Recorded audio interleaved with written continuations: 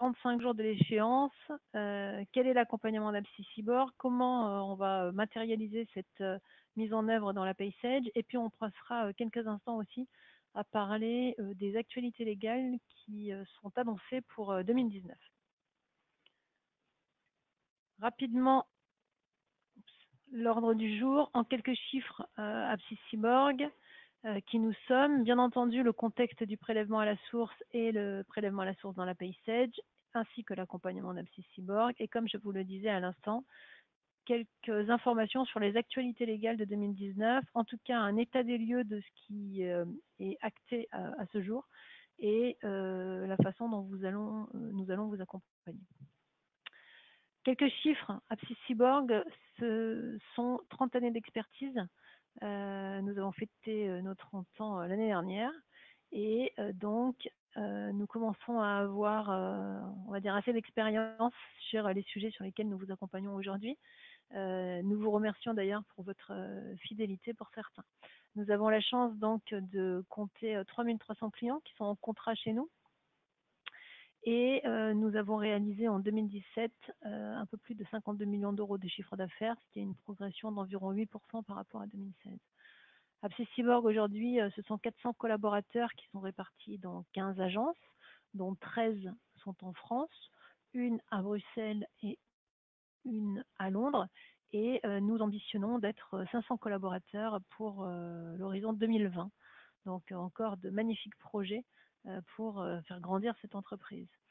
Alors, les domaines d'expertise d'Apsis Cyborg sont au nombre de 5. Vous nous connaissez très certainement et plus facilement peut-être sur tout ce qui concerne la partie logiciel de gestion, ERP, CRM, logiciel de paye.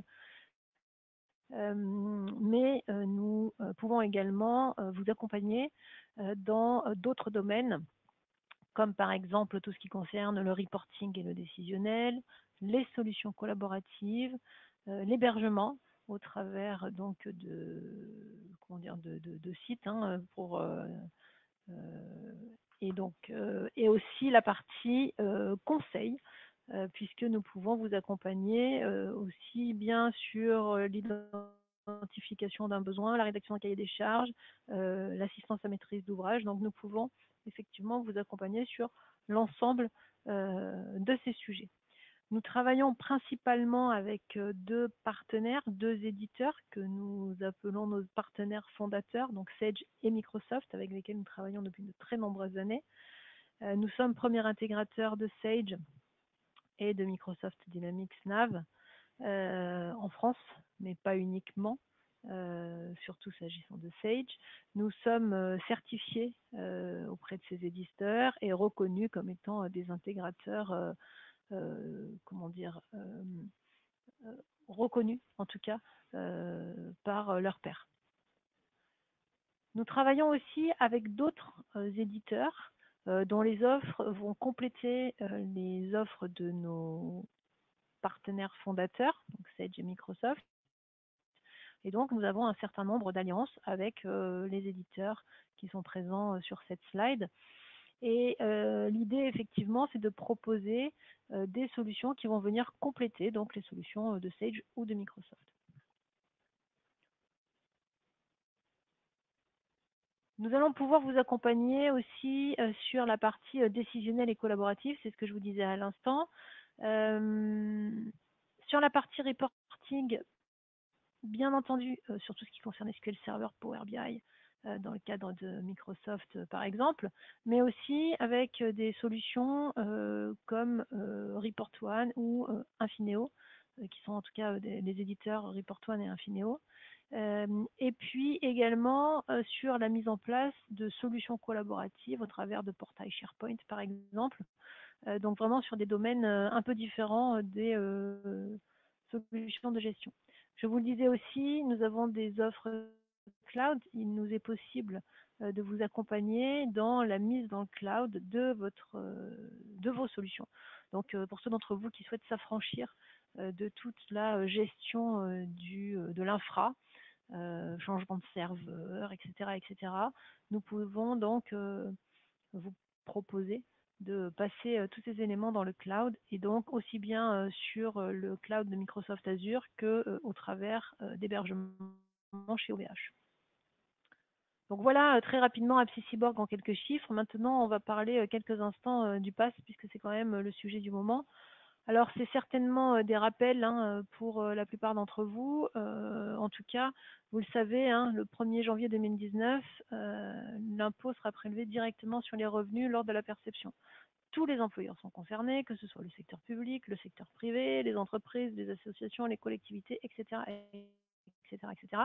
Si ce n'est qu'il y a quelques aménagements qui ont été opérés pour les TPE de moins de 20 salariés et pour les particuliers employeurs. Alors pour les particuliers employeurs, il y a un report à l'année prochaine et pour les TPE de moins de 20 salariés, c'est en fait la mécanique et les modalités qui sont un peu différentes puisqu'en fait elles peuvent passer par un organisme différent. Je crois que c'est le TZ qui va potentiellement pouvoir les aider dans la mise en œuvre de ce prélèvement à la source.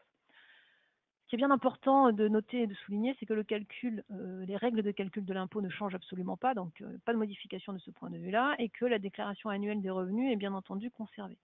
Si on fait un rapide échéancier ou cadencier des différentes étapes de ce prélèvement à la source, on a eu au printemps 2018 la déclaration des revenus 2017.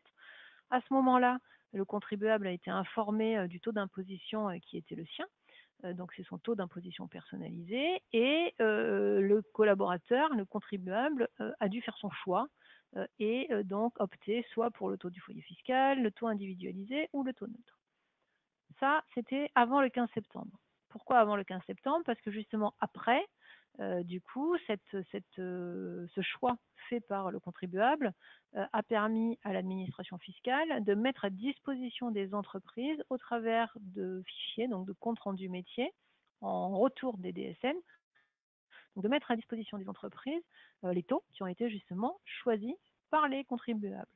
Et du coup, depuis le 18 septembre, chaque entreprise a la possibilité de récupérer ces fameux comptes rendus métiers afin de faire figurer sur chaque fiche de paye le taux d'imposition qui a été choisi par le collaborateur, calculer donc une simulation de l'impôt qui serait prélevé, et c'est un moyen de sensibiliser les collaborateurs. Bien entendu, pour l'instant, ça n'aura aucun impact sur la net à payer, mais enfin, ça fait quand même une bonne douche froide.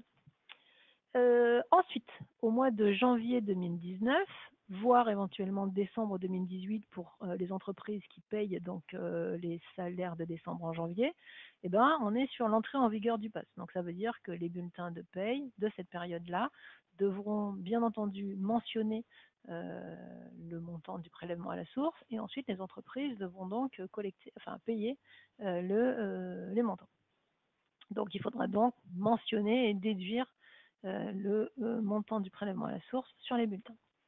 Et puis, au printemps 2019, bien entendu qu'il faudra refaire la déclaration d'impôt, pour la déclaration de revenus, pour pouvoir du coup déclarer les revenus de 2018. À l'issue de cette déclaration, un nouveau taux de prélèvement sera calculé et ce taux sera transmis à l'administration fiscale et applicable dès le mois de septembre. Et ainsi de suite, sans pour l'instant de date de fin. Donc voilà la mécanique. Alors maintenant, vous, au niveau des entreprises, quel est le taux que vous allez devoir appliquer sur les bulletins? Il y a un certain nombre d'interrogations. De toute façon, les taux d'imposition, ils sont transmis à l'entreprise par l'administration fiscale. Tous les mois, c'est en retour des DSN que vous envoyez, que vous allez récupérer sur le site de Net Entreprise, c'est compte rendu métier. Donc soit directement sur Net Entreprise, soit en fonction des outils que vous aurez installés avec Sage EDI Online, on en reparlera. Mais en tout cas, vous allez récupérer ces comptes rendus métiers, et donc c'est cette information-là qui vous permet d'avoir connaissance du taux d'imposition du collaborateur. Et tous les mois, vous devez importer ces taux dans votre paye. La durée de validité des taux est de 2 mois. Donc ça veut dire qu'il est important, c'est pour ça qu'on vous dit qu'il faut que vous fassiez l'import tous les mois, parce que potentiellement la situation du collaborateur peut changer et il a pu en informer l'administration fiscale qui a donc calculé un nouveau taux. ou en cas de nouveaux collaborateurs, enfin peu importe, il est vraiment important que vous importiez tous les mois ces comptes rendus métiers.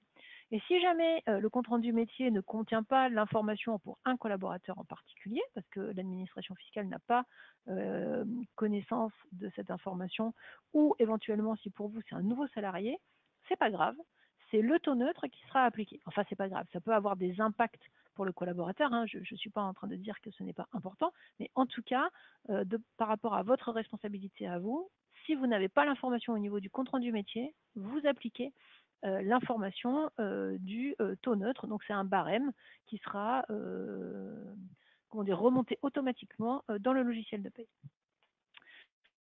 On vous a proposé dans cette slide un certain nombre de liens et de sources d'informations dans lesquelles vous pouvez récupérer des éléments, peut-être pour communiquer auprès de vos collaborateurs ou pour vous documenter. Vous avez sur le site économie.gouv.fr prélèvement à la source, tout un kit qui vous permet de pouvoir donc communiquer auprès de vos collaborateurs si vous ne l'avez pas déjà fait. Vous aurez aussi à votre disposition un guide de paramétrage APSIS Cyborg qu'on vous remet lors de nos premières interventions. Si jamais, pour une raison ou pour une autre, le consultant ne le faisait pas, réclamez-le. Et puis, sinon, vous pouvez le récupérer aussi au travers d'un lien qu'on peut vous communiquer à partir du moment où vous le souhaitez.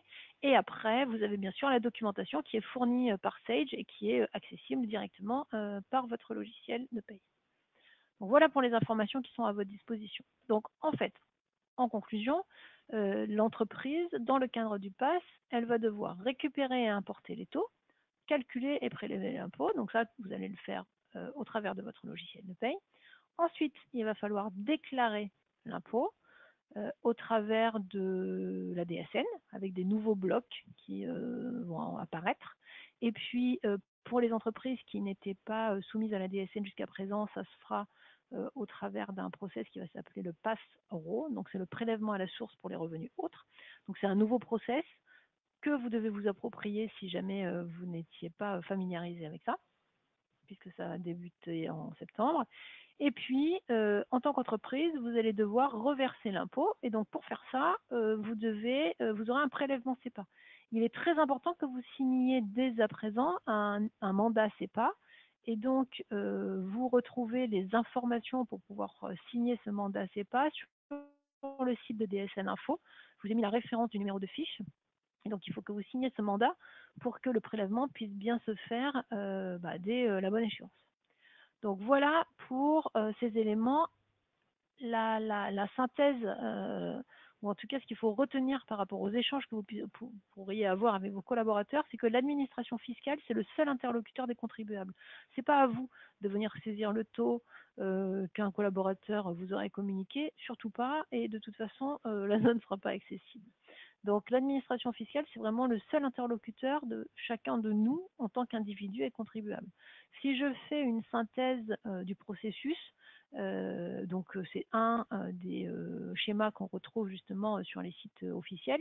Donc en fait, la première des étapes, c'est bien le contribuable qui fait sa déclaration à l'administration fiscale. Suite à cette déclaration, l'administration fiscale va envoyer l'avis d'imposition au collaborateur et également, cette administration fiscale va communiquer le taux de prélèvement aux entreprises, aux caisses de retraite, etc. Ensuite, les entreprises et les caisses de retraite, elles envoient la feuille de paye et le salaire net, et puis elles reversent l'impôt qui a été collecté.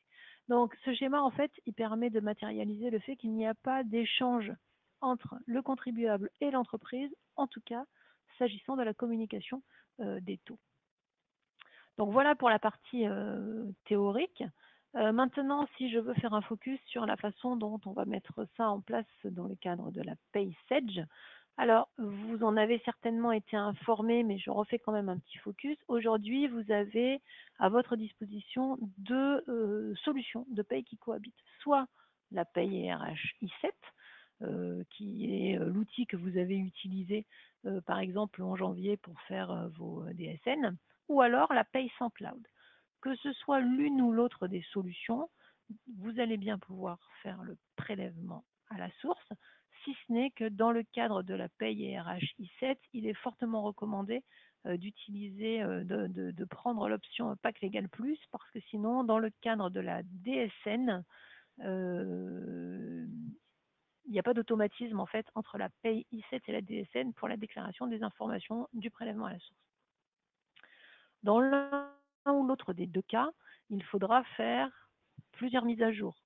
Donc, chez certains clients, on a commencé à faire des mises à jour en juin, puis depuis le mois de septembre pour pouvoir mettre en place la préfiguration, et ensuite on aura une troisième version à compter du 5 décembre, j'ai écrit 8 mais c'est 5, sachant que de toute façon, même si la version sort le 5, nous on commencera à intervenir à partir du 10. Normalement, c'est les dates qui vous ont été communiquées. Et donc, on va en fait, on a identifié des étapes, on va y revenir, on a fait une période de préfiguration et ensuite une période d'activation. Ce qui est important de noter autour de cette paye sans cloud quand même, c'est qu'il y a un nouveau découpage. Alors, c'est-à-dire que jusqu'à présent, vous aviez entendu parler de paye base, pack, pack plus. Donc cette terminologie-là n'existe plus. Maintenant, on parle de Essential, Standard et Premium. Il n'empêche que c'est quand même le même outil qu'en i7. Elle s'appelle Sage 100 Cloud Pay. C'est très difficile à prononcer, je vous l'accorde, mais c'est son nom. Donc cette paye Sage 100 Cloud Pay n'est pas forcément dans le cloud. Ça reste le même outil que ce que vous connaissiez en i7. On est bien sur un mode de fonctionnement en client-serveur et les modalités d'installation restent identiques. Toutefois, si vous le souhaitez, c'est ce que je vous ai dit en introduction, on peut très bien, AppSySyborg, vous accompagner pour profiter de l'occasion pour aller mettre votre paye dans le cloud au travers de nos services managés. Donc on est sur une paye client-serveur avec un nouveau découpage Essential Standard Premium, uniquement des bases de données relationnelles, SQL Express, SQL Server.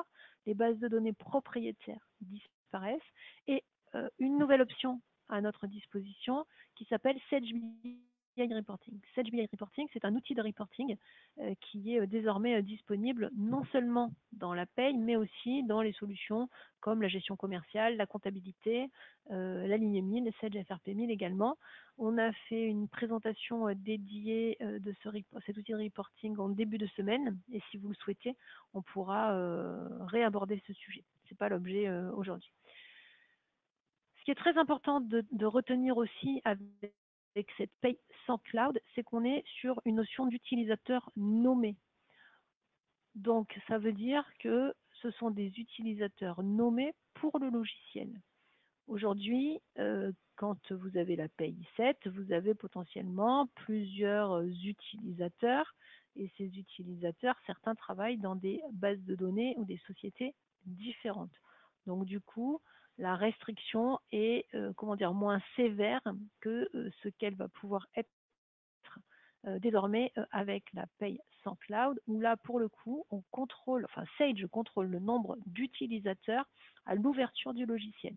Si vous avez une paye 2 utilisateurs et que vous avez créé 10 utilisateurs, il faudra désactiver certains utilisateurs pour que les autres puissent se connecter. Donc vous ne pourrez pas avoir plus de 2 utilisateurs actifs si vous avez une licence 2 utilisateurs, bien entendu. Donc attention à cette notion, on n'a peut-être pas assez insisté sur le sujet, c'est important et c'est impactant. Ensuite, dans cette paye sans cloud, donc ce qui est important, c'est que l'ensemble des options qui sont proposées, par exemple en i7, sont bien entendu incluses dans cette paye sans cloud. Donc on parle de l'outil Sage EDI Online, qui est l'outil qui va nous permettre de récupérer nos CRM.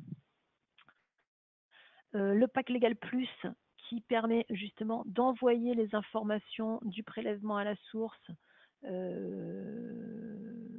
de la paye vers SageDS, mais aussi les outils de contrôle DSM. Et Sage Customer Voice, c'est la possibilité désormais de pouvoir remonter à Sage toutes les suggestions d'évolution. Si je fais une synthèse justement du prélèvement à la source et des différentes fonctionnalités qui ont été implémentées par l'éditeur, donc vous voyez dans ce tableau que on soit en paye 7 ou en paye sans cloud, on va bien pouvoir pratiquer ce prélèvement à la source.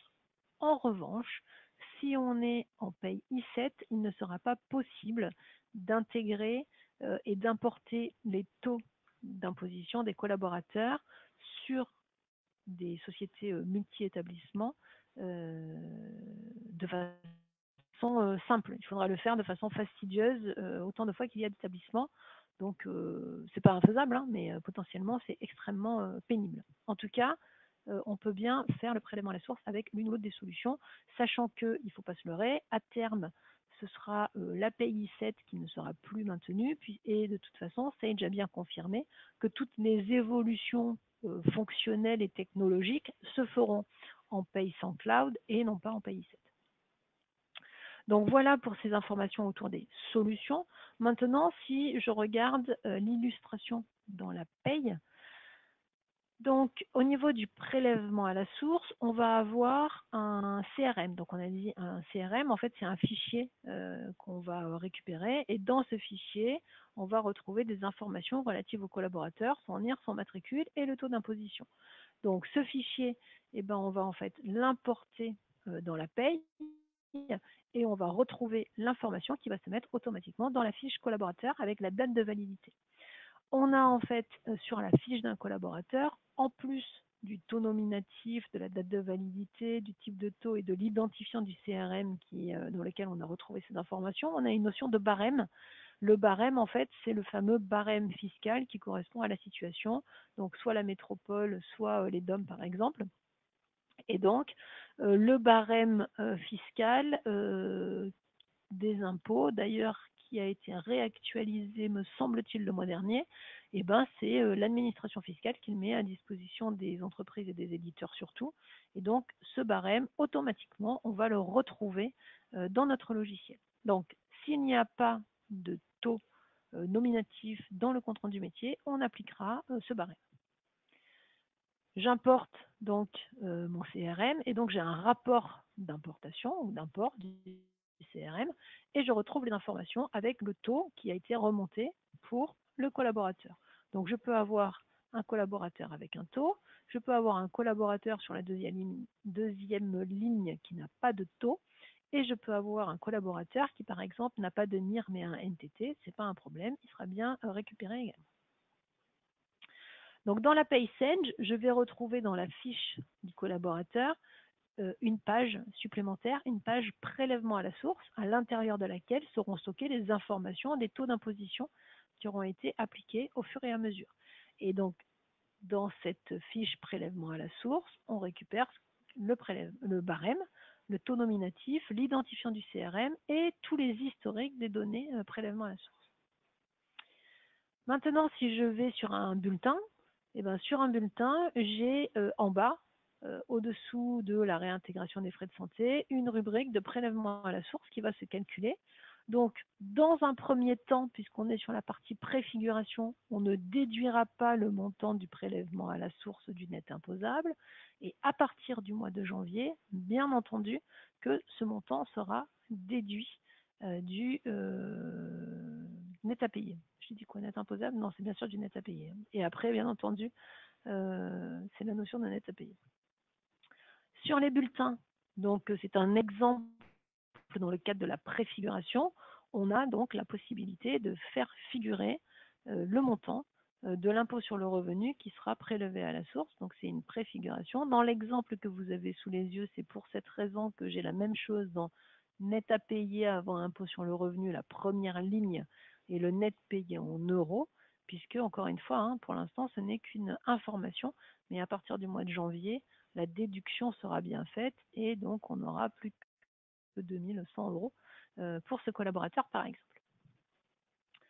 Maintenant, si je passe dans Sage DS, donc dans Sage DS, eh ben, vous savez, c'est la partie qui va me permettre de générer ma DSN. Donc, la paye a été faite, mes bulletins ont été calculés, j'ai les montants du prélèvement à la source dans chaque bulletin. Je retrouve au niveau de ma DSN, dans le bloc 50, versement individu, on va retrouver les éléments du prélèvement à la source. Donc on retrouve la rémunération nette fiscale, le taux de prélèvement et le montant de prélèvement. Donc ces informations seront alimentées automatiquement en Pay sans cloud et en Pay 7 si on a le pack Legal Plus. Au niveau de la paye aussi, la possibilité d'avoir un petit bouton de contrôle prélèvement à la source. Donc c'est pour la partie contrôle métier.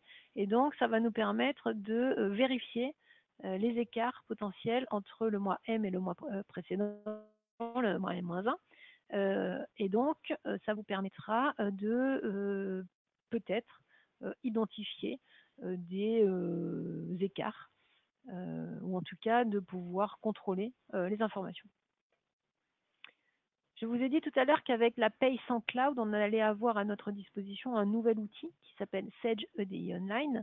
L'intérêt de cet outil, c'est de pouvoir, bien entendu, transmettre les DSN, mais ça, vous le faites déjà avec Sage Direct, par exemple. Donc, petit à petit, Sage EDI Online remplacera Sage Direct, mais pour l'instant, une des valeurs ajoutées principales de Sage EDI Online, c'est de pouvoir récupérer les CRM en multi-établissement et très simplement à partir de Sage EDI Online. Sinon, si vous n'avez pas l'outil, il faudra aller dans la paye, importer autant de CRM que vous avez eu que vous avez émis de DSN, puisque donc je vous ai dit tout à l'heure qu'un compte rendu métier, c'est le message retour de la DSN. Vous savez encore mieux que moi que vous faites autant de DSN que ce que vous avez d'établissement, et donc ça peut être fastidieux de récupérer les comptes rendus métiers les uns après les autres.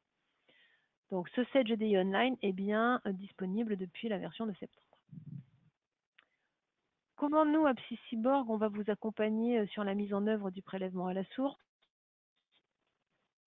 Il y a plusieurs étapes. Donc, depuis le mois de avril, mai, juin, on vous parle de ce prélèvement à la source. Et donc, l'idée, c'était vraiment d'essayer de vous accompagner dans la durée et le mieux possible par rapport à ça.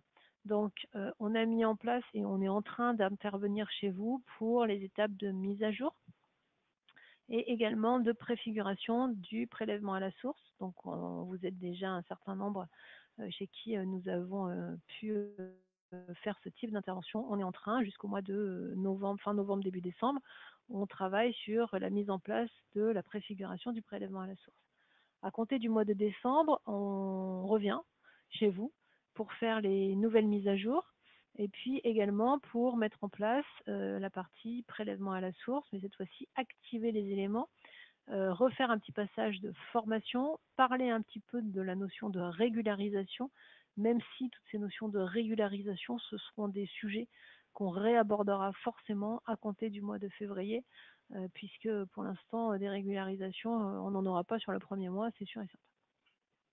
Notre idée et notre volonté, c'est que vous soyez le plus autonome possible pour votre première DSN de 2019, donc que vous allez faire début février, sauf encore une fois les cas particuliers des entreprises en décalage de paye, et pour vous qui êtes en décalage de paye, normalement les interventions sont prévues courant décembre.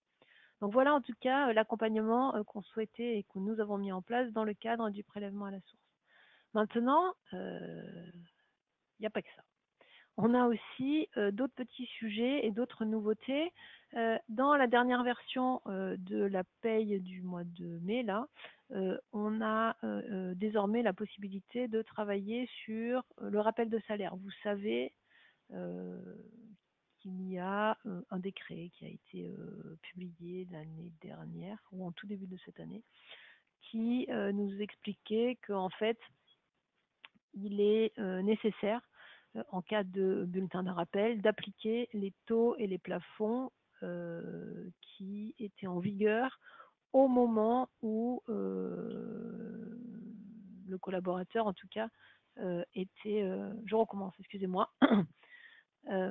Si vous devez faire un bulletin de rappel, vous devez appliquer les taux en vigueur sur la période rappelée. Donc, cette fonctionnalité-là n'était pas présente sur les versions précédentes, et depuis les versions du mois de mai, on peut bien traiter ces éléments-là. Donc ça s'appelle un bulletin de rappel, et donc on peut bien réaliser ces fonctionnalités. Donc ça, c'est un sujet effectivement sur lequel on ne s'est pas forcément étendu, mais qui est bien présent dans votre PaySage aujourd'hui. Et puis, il y a un certain nombre d'autres sujets qui sont dans les tuyaux pour 2019.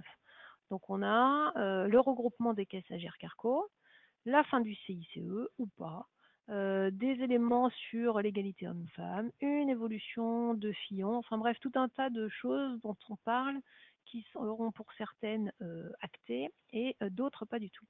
Donc pour l'instant, ce qu'on sait, ce qui est certain et ce sur quoi on a les décrets, etc., c'est la partie regroupement des caisses Agir Carco. En synthèse, il va falloir être prêt donc, pour janvier 2019 et il va falloir qu'on crée de nouvelles rubriques pour chaque cotisation de retraite, de CEG, de CET, mais contribution d'équilibre technique. Il ne faudra surtout pas modifier les rubriques existantes parce que sinon, si on était amené à faire un bulletin de rappel dont je vous ai parlé à l'instant, eh ben, ce sera la pagaille. Donc, ce qui sera important, c'est de créer de nouvelles rubriques. Et puis, il faudra penser à désactiver des bulletins, les anciennes rubriques de retraite. Accessoirement, il faudra aussi les réactiver pour pouvoir les rendre disponibles en cas justement de bulletin de rappel. Bon, il y a un peu de boulot. Il ne faut pas oublier non plus de traiter toute la partie écriture comptable, comment dire, risque, sous-risque, etc. Donc, il y a un peu de travail. Donc, lors des interventions d'activation du prélèvement à la source, nos consultants ils réaliseront les paramétrages, regroupement des caisses Agir Carco, au moins pour une société. Comprenez bien que compte tenu du temps qu'on aura, on fera de notre mieux pour faire à minima une société. On fera aussi dans le courant du mois de janvier et on commencera dès mi-décembre une présentation de nos recommandations en termes de paramétrage. Donc on tâchera d'être le plus clair possible. En même temps, ce n'est pas très compliqué. Ce sont juste des rubriques à créer. Donc on tâchera d'être le plus clair possible pour pouvoir vous accompagner et anticiper ces éléments-là. Donc on fera des confs web dès mi-décembre. Et puis on vous mettra à disposition un support ou un guide de paramétrage. Et bien entendu, on aura aussi tous les éléments communiqués par Sage. Donc toute cette partie Agir Arco, on devrait être bien pour le mois de janvier. S'agissant des autres évolutions légales de 2019, ce qui est important de bien noter, c'est que pour l'instant, à date, là, on n'a pas de décret. Donc, il n'y a pas d'informations définitives et tous les textes, en tout cas, n'ont pas été publiés. Donc, du coup, c'est extrêmement compliqué de savoir précisément quelles vont être les réelles évolutions de Fillon concernant les apprentis, les heures supplémentaires qui vont être exonérées ou pas, les évolutions de taux, etc. Donc c'est bien trop tôt pour pouvoir se projeter sur la charge de travail qui sera à réaliser et la façon dont on pourrait vous accompagner. Donc du coup, on vous contactera bien entendu dès qu'on aura tous les éléments, on prendra contact avec vous, on vous informera. Très certainement qu'on ne pourra pas intervenir avant le courant du mois de février ou de mars, et on sera obligé de faire des régularisations puisque en l'état on n'a pas les éléments. Donc tant que les décrets ne sont pas publiés, de toute façon Sage ne mettra rien à disposition et c'est tout à fait normal. Donc aujourd'hui c'est trop tôt, même si on est le 15 novembre, pour pouvoir vous dire exactement ce qu'on pourra faire de plus ou pas au mois de janvier. Donc il faut considérer qu'en janvier, on s'occupera de la partie Agir Carco et le reste, on le fera plus tard avec des régularisations. On n'a pas trop le choix. Voilà ce que je voulais vous dire par rapport à ces différents éléments. On a abordé les différents sujets. J'espère en tout cas que ces éléments vous ont apporté des réponses à vos différentes interrogations. Et donc,